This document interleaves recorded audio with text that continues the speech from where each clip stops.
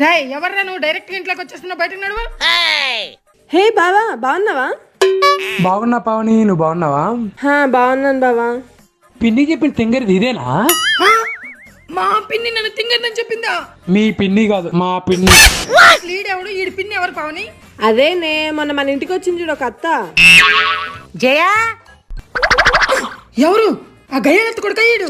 ఏహే నువ్వు నీ కంగారు, అత్త కొడుకు కాదు, వాళ్ళ తోడి కోడలు కొడుకు.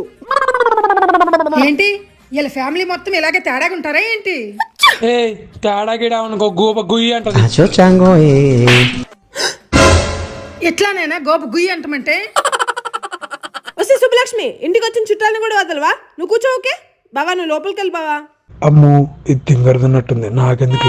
మరి నాతోనే పెట్టుకుంటాడా? తిక్క కుదిరింది.